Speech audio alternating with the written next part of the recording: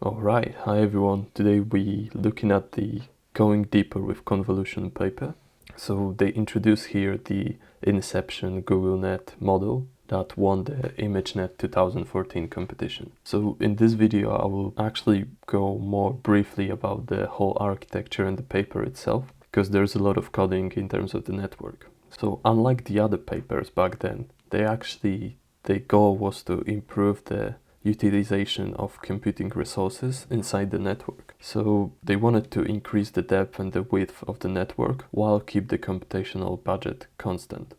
And in order to do it, they created a GoogleNet with 22 layers deep networks. The GoogleNet model actually uses 12 times less parameters than the AlexNet, and at the end it's more accurate. So the reason why they wanted to improve the efficiency of the algorithm, because they don't want it to be purely academic. They wanted to actually put it to real world use on larger datasets at reasonable costs. So it's a Google, right? They didn't want to only focus on academics, they want to bring it to the business world and to the actual products. The name Inception comes from the "we need to go deeper" internet meme, and it means two things. So first of all, they have Inception module, which contains 7 layers, and they stack on the top of each other these modules. So there's layers inside of layers. So that's the analogy to the Inception. So yeah, how they actually limited the computational resources used for the network. So they use one-on-one convolution layers, and it's used for dimension reductions modules to remove the computational bottlenecks. So this allows to increase the depth but also the width of the network without significant performance penalty. And yeah, I guess we can go to the architecture. So they use the Inception modules. So this is the naive version of it. So as you can see, they have one-on-one convolution, 3-on-3, 5-on-5, and max pooling. And if you think about it, if you pass the, let's say, 200 feature maps over there, you need to perform a lot of calculation for each layer. And as you can imagine, 5-on-5 convolution has a lot of weights. So what they do, so they reduce the feature maps before they put it to 3-on-3 or 5-on-5. This gives them a computational boost because they don't need to do so much computation over there. So they apply the dimensional reduction and projections, and it's inspired by the embeddings. So even low dimensional embeddings might contain a lot of information about relatively large image batch. So they also use, so now when we got the image block, we can actually look at the whole architecture. So as you can see, it's pretty big network. So let me start from the input. They have few regular convolutions before they go to the Inception module. So that's the one Inception module. They have overall 9 Inception modules throughout the whole network. So first of all, they use local response normalization, which actually in VGG paper, they proved that it's just computationally expensive and it doesn't actually improve any performance of the network. So I was pretty surprised to see it over there. They also use a max pooling before some of the Inception modules. So they use it before the first one, before the third one, and before the 8th one. So the max pooling is basically downsampling the input size. As you can see at the output of some of the Inception modules, they use something which they call auxiliary classifier. And what it does is basically calculate loss already at some points in the network. So they were concerned about the gradient propagation back through all the layers in an effective manner. So by adding the auxiliary classifier, they increase the gradient signal to get propagated back. So they want to prevent the vanishing gradient problem. And also it provides additional regularization. So during the training, the loss get added to the total loss of the network with a discount weight of 0.3. So that's also interesting kind of solution to prevent the vanishing gradient. They also use average pooling instead of fully connected layers. So the reason why they do it, the fully connected layers tend to overfit. So they use average pooling before fully connected, and apparently it was found that move from fully connected layers to average pooling improved the top 1 accuracy by 0.6%. So yeah, that's the whole network. and we can actually look at the table with the output sizes. So as you can see, this is the first few convolutions that we have. Then we have the first inception. So we have 192 feature maps on the input. As you can see, this one-on-one convolutions, they reduce it to 96, 16, and 32. And at the end, they actually concatenate all of these, and they are the output size of the inception block. So it goes throughout the whole network. And yes, at the end they use dropout 40%, and yeah, I think that's pretty much it in terms of the architecture. I'm just gonna go briefly through the results. So they implement it on CPU, which makes a lot of sense if they want to bring it to other devices also. And they use SGD with 0.9 momentum. And surprisingly, they actually haven't done any hyperparameters tuning or even data augmentation comparing to VGG. So they purely focus on the model and efficiency of the model, and it actually worked the best. They won the ImageNet competition with 6.67%, and so that's it for the paper review. Now we can go straight into the coding. Okay, so we're gonna start with the Inception block. So we pass the NL module, we define init. Yeah, so what we're gonna pass here is in channels, and we're gonna pass the feature maps. So as you remember in architecture, they were upsampling and downsampling and just play with some the size of the feature maps in the Inception block. So I actually wrote all of them down here, and that's what we're gonna pass to our Inception block. So we're gonna define four projections. So the first projection is just simple convolution with in channels equal to in channels, out channels is equal to feature maps from 0, and kernel size 1. So that's like the first branch in the Inception block. So with the one convolution with kernel size 1. So stride is 1, and padding is 0, which keeps the same dimension as input. So later on we just pass the value. Let me define value. Yeah. We also need to call super function. And yeah, we're ready to go. So the next projection is going to be pretty much the same, but the output will be 128. The output will be different. It will be the next value in the feature map. So yeah, and obviously it's a dimensionality reduction for 3-on-3 kernel. So you can copy it, and then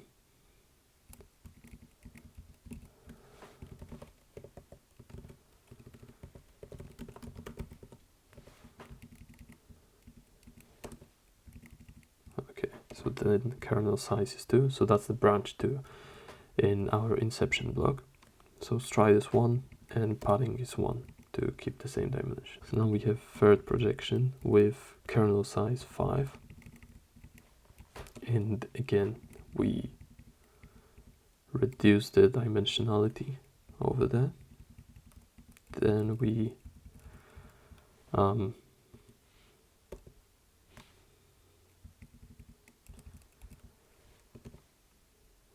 pass it to 5-on-5 convolution. 5 and padding 2. Okay, and we got the last projection, which is, so first we got the max pooling. We don't need value after max pooling. So kernel size is 3, stride is 2. Sorry, stride is 1, and the padding is also 1. So that's it. Now we pass it to one-on-one convolution, and that's going to be the last feature map. So it's going to be the 5th one. And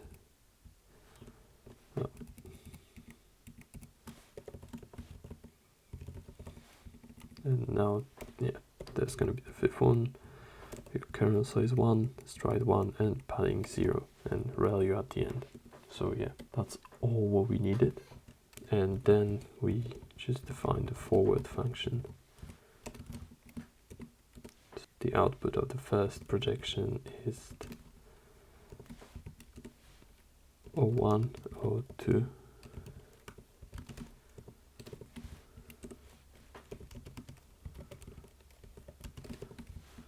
And output 4 is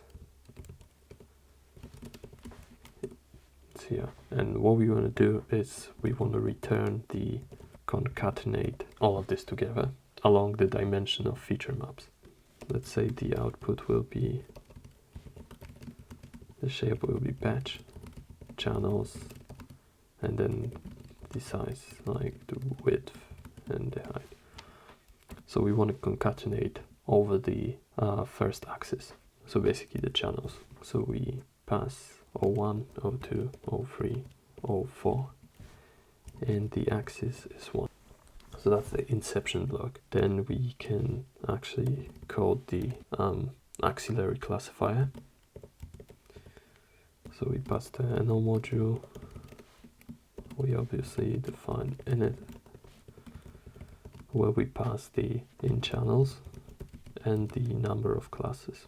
So first we need to also define, we need to call super function. Yeah, so first is average pooling.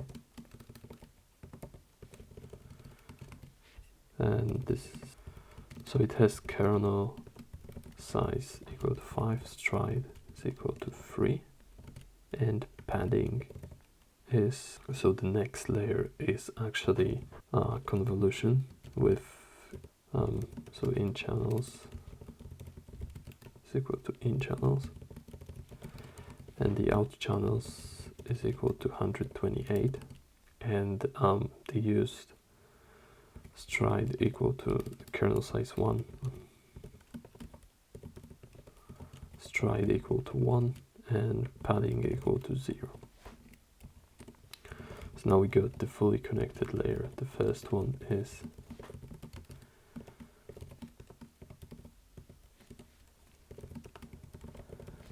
so we have in features, and we're going to define it in there.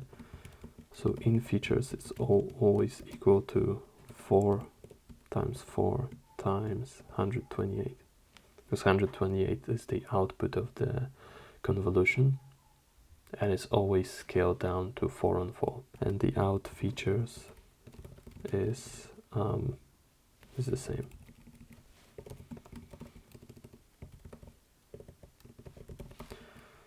Then we got the next convolution, fully connected, and this equal to in features again, and the out features is equal to the number of classes we have. So in our case it's 1000. So yeah, we need to also define value and dropout. And they use 70% drop of the neurons in there. Alright. So we define the forward function. First we pass it through the average pooling, then the convolution with value, then we pass it to dropout after value,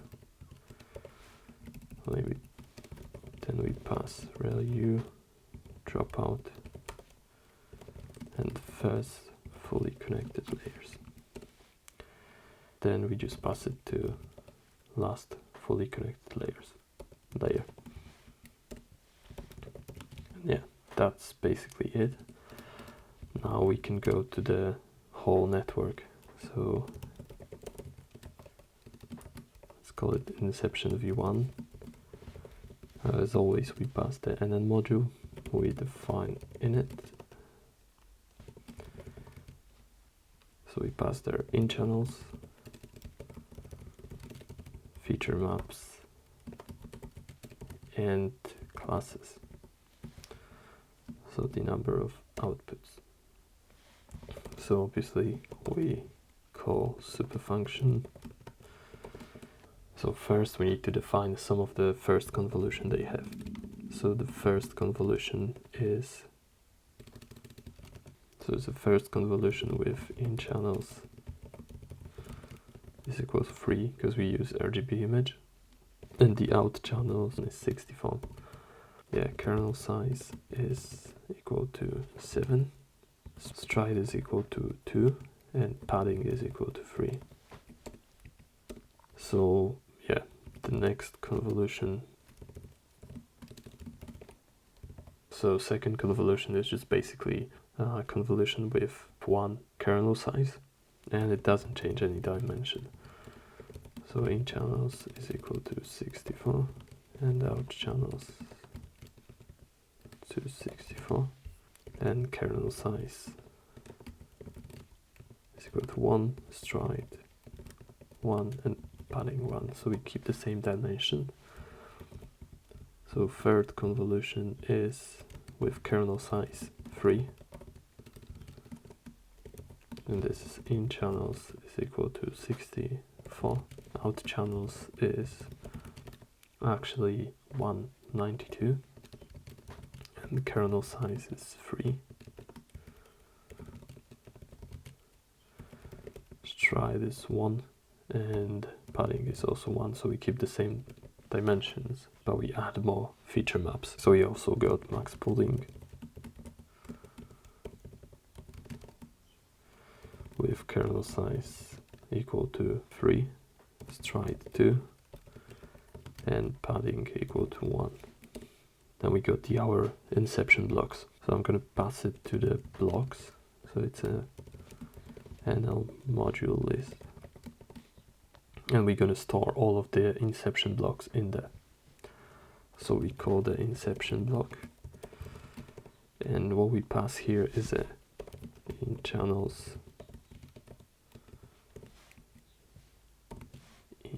and feature maps.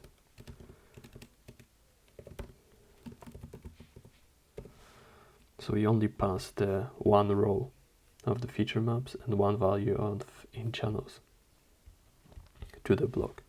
So I hope it makes sense for you how it works. Then we need to define our classifiers. So our classifier. So we pass the input channels, which is 512 in the first one, and classes is equal to classes, and is equal to, and the second one we pass when it's 528 input channels, and classes stays the same. So the last things we need to define is basically the average pooling at the end.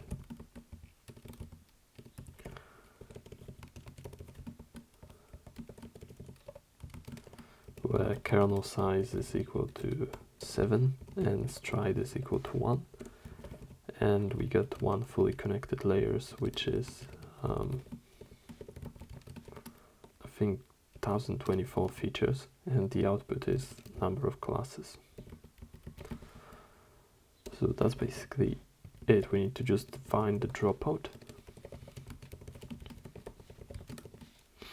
So they use 0.4 and they use ReLU. So that's all the definition. I know this network is pretty complex, and it took a while to write the code for it actually. So in a forward function we go through the first convolution. We also need a local response normalization. I haven't actually said what's the size, but I assume it's 5, the same as it was in AlexNet. So yeah, so okay, so we start with the first convolution. So x is equal to ReLU. Then we got the max pooling and local normalization. Alright, now we got the 2 convolution.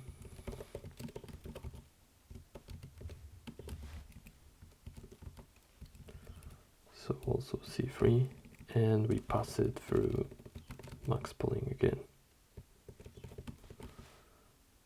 But first we need to pass it through local norm layer. Okay, so now we got our inception block. So yeah, we iterate over the blocks.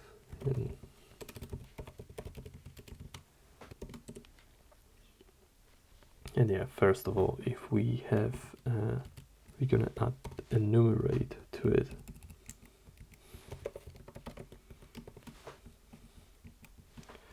Just because the max pooling is after some of the layers in the architecture. So what we want to do, we want to point out where exactly the max pooling occur and where the auxiliary classifier is. So yeah.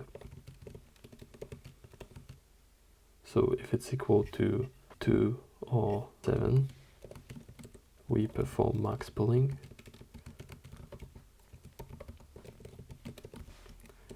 And if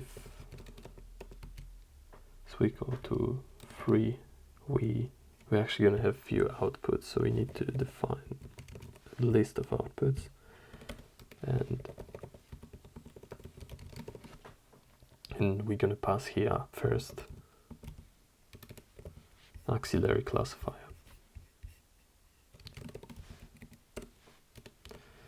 And if it's equal to 6,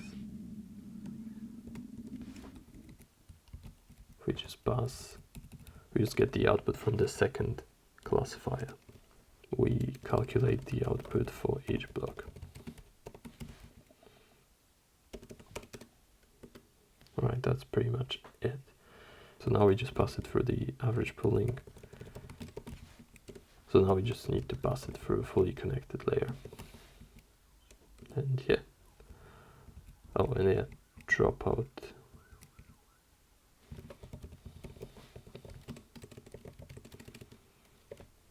And also dropout after the average pooling. And also we need to flatten the output of the average pooling. So we also need to flatten the output of the convolution in auxiliary classifier. So yeah. Okay, now it should be fine.